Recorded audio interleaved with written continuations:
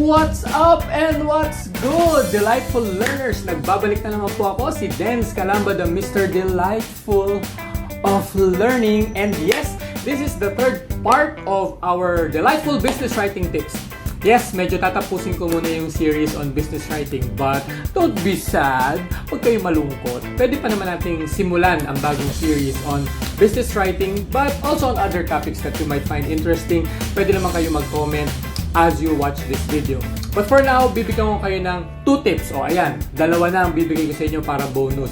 So that you can create more efficient, more value for memos or other business documents that you are creating for your clients. So, unang-unang tip na bibigay ko sa inyo is the thing about jargons. Ano ba yung mga jargons? Jargons are technical terms that are usually reserved or associated with a particular group or profession. So, for example, architects, doctors, yan, military personnel, lawyers, yan. So, may mga jargon kasi sila. Yun yung mga salitang sila lang ang mas nakakaintindi or mas ginagamit sa profession nila. Now, ano ba ang place ng jargon sa isang business document, specifically a memo or a report?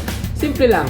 If your audience is not necessarily or not strictly, okay, ang mga katulad mo sa profession, hindi mga titulado or does not belong in your field or in your area of a profession, medyo babawas-bawasan natin yung paggamit ng jargons kasi hindi nila maiintindihan yung mga salitang kayo-kayo lang ang makakaintindi.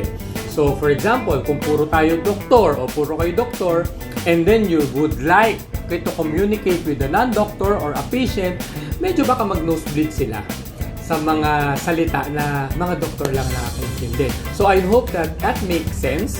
Okay, pagdating sa jargons. Now, pagdating sa mga legal words, as much as possible, pag mga ordinary business letters or correspondences, wag na tayong gumamit ng mga legal words or legal jargons. Kasi nga, it takes the fun out of the joy of understanding a particular memo or business document. So, okay ba yung tip na yon? So, ulitin ko, kung hindi naman kailangan gumamit ng jargons, wag na. Mas okay to go for simple words that can be easily understood even by the common people or the common tao. Okay? And then, bigyan ko pa kayo ng isang tip. Yung pangalawang tip, syempre, when we talk of writing, especially when we talk of business writing, ang focus talaga natin is the reader.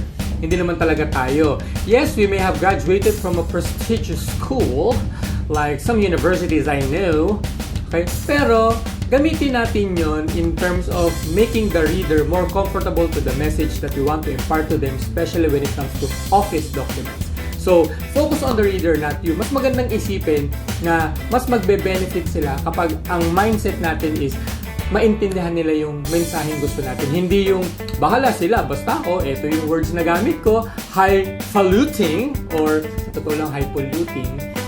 Okay? Bahala sila umintindi. Kung maintindihan nila, okay. Kung hindi naman, keber. So, iwasan na natin yung ganong attitude in business writing. Let's focus on the reader so that they may have the joy of understanding the message that you want to impart to them. So, dalawang tips na po kagad yun. Recap lang tayo. Number 1, kung may iwasan, huwag gagamit ng jargons, especially in ordinary business documents or business letters or reports. Pangalawa naman, always focus on the reader. When you intend to write something sa office ninyo for a wider audience or ang intention mo is to have a wider reach, always focus on the reader. Okay? So, guys, ladies and gentlemen, may natutunan na naman ba kayo sa ating maigsing episode? Although nag-extend tayo ng content, pero okay lang yun. If you did learn something, again, thank you for liking, subscribing, and if you want me to create a brand new series of tips, not only on business writing but on other topics, just let me know in the comments and always hit the notification bell so that whenever I come up with a video, you would be the first ones to get notified. So, again, ito po ang inyong Mr. Delightful of Learning, Denz Calamba. I hope to see you soon in my future learning videos. And always remember that God has always blessed us. Ang importante lang is we always know where to look for those blessings that He has provided for us. Keep on learning and I'll see you soon. Goodbye!